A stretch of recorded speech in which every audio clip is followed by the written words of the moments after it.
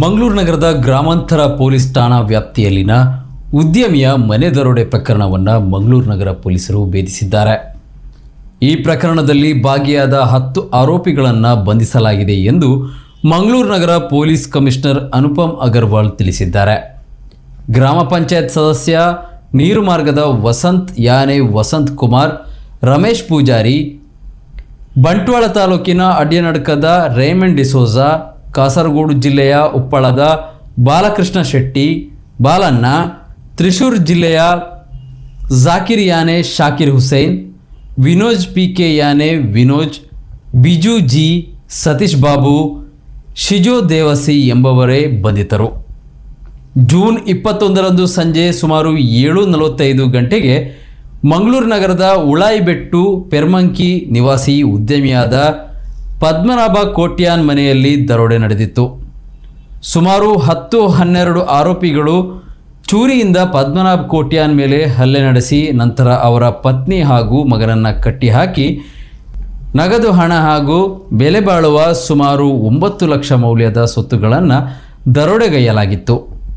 ಈ ಪ್ರಕರಣದ ಬಗ್ಗೆ ಮಾಹಿತಿ ನೀಡಿದ ಪೊಲೀಸ್ ಕಮಿಷನರ್, ದರೋಡೆ ಪ್ರಕರಣ ಸಂಬಂಧ ನಗರ ಅಪರಾಧ ವಿಭಾಗ, ಮಂಗಳೂರು ಗ್ರಾಮಾಂತರ ಪೊಲೀಸ್ ಠಾಣೆ ಹಾಗೂ ದಕ್ಷಿಣ ಉಪವಿಭಾಗದ ಎಸಿಪಿ ನೇತೃತ್ವದ ವಿಶೇಷ ತಂಡಗಳನ್ನು ರಚಿಸಲಾಗಿತ್ತು.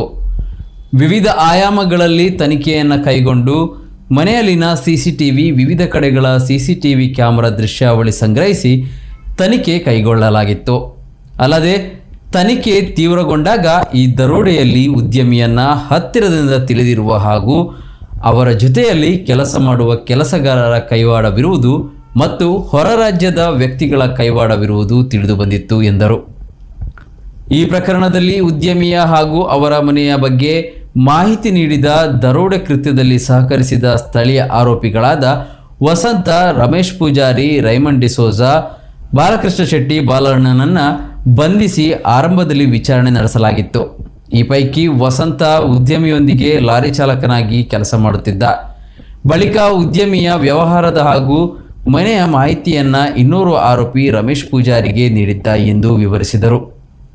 ಬಳಿಕ ರಮೇಶ್ ಪೂಜಾರಿ ಮತ್ತು ರೈಮಂಡ್ ಡಿಸೋಜಾ ಸೇರಿ ಇನ್ನೋರ್ವ ಆರೋಪಿ ಬಾಲಕೃಷ್ಣ ಶೆಟ್ಟಿಗೆ ಮಾಹಿತಿ ನೀಡಿದ್ದ.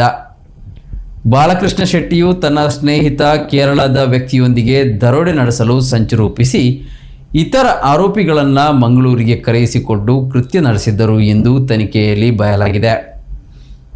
ಉದ್ಯಮಿಯ ಬಳಿ ಕೋಟ್ಯಾಂತರ ಹಣ ಇದ್ದು ಅದನ್ನು ಮಾಸ್ಟರ್ ಬೆಡ್ರೂಮ್ನ ಟೈಲ್ಸ್ನೊಳಗೆ ಬಚ್ಚಿಡಲಾಗಿದೆ ಎಂದು ಆರೋಪಿ ರಮೇಶ್ ಪೂಜಾರಿಗೆ ವಸಂತ್ ಕುಮಾರ್ ತಿಳಿಸಿದ್ದ. ಕೇರಳದ ಆರೋಪಿಗಳಿಗೆ ಮಾಹಿತಿ ನೀಡುವಾಗ ಸುಮಾರು 300 ಕೋಟಿ ಹಣ ಇದೆ ಎಂದು ತಿಳಿಸಿದ್ದ. ಹೀಗೆ 300 ಕೋಟಿ ಹಣವನ್ನು ದರೋಡೆ ಮಾಡಲು 7 ತಿಂಗಳುಗಳಿಂದ ಸ್ಕೆಚ್ ಹಾಕಲಾಗಿತ್ತು. ದರೋಡೆ ಮಾಡಿದ ಹಣವನ್ನು ಕೊಂಡೊಯ್ಯಲು ಆರೋಪಿಗಳು 7-8 ಚೀಲಗಳನ್ನು ತಂದಿದ್ದರು ಎಂದು ಪೊಲೀಸ್ ಕಮಿಷನರ್ ಹೇಳಿದ್ದರು. ಈ ಪ್ರಕರಣದಲ್ಲಿ ಭಾಗಿಯಾದ ಕೇರಳದ ಆರೋಪಿಗಳನ್ನು ಪತ್ತೆ ಹಚ್ಚುವ ಸಲುವಾಗಿ 2 ತಂಡಗಳು ಕೇರಳಕ್ಕೆ ತೆರಳಿದ್ದವು. ಈ ಕೃತ್ಯದಲ್ಲಿ ಒಟ್ಟು 15ಕ್ಕೂ ಹೆಚ್ಚು ಆರೋಪಿಗಳು ಭಾಗಿಯಾಗಿರುವುದು ತನಿಖೆಯಿಂದ ಕಂಡುಬಂದಿದೆ. ಆರೋಪಿಗಳ ಪೈಕಿ ವಸಂತ್ ಕುಮಾರ್ ಸೇರಿ ಇತರರ ವಿರುದ್ಧ ಈ ಹಿಂದೆ ಪ್ರಕರಣಗಳು ದಾಖಲಿದ್ದವು ಎಂದು ಅವರು ಮಾಹಿತಿ ನೀಡಿದ್ದಾರೆ.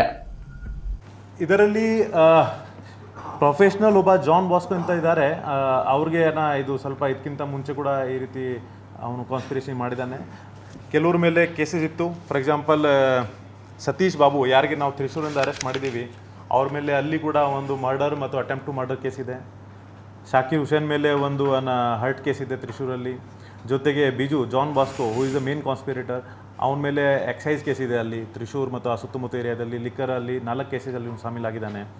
And then local lorry driver Vasant, ಅವನು ಕೂಡ ಒಂದು ಕಿಡ್ನ್ಯಾಪಿಂಗ್ ಕೇಸಲ್ಲಿ ಆರೋಪಿ ಆಗಿದ್ದರು ಸುಮಾರು ಒಂದು 12-13 ವರ್ಷ ಹಿಂದೆ. So all these people came together in the greed to loot some 200-300 crore, but unfortunately we all prevailed over them.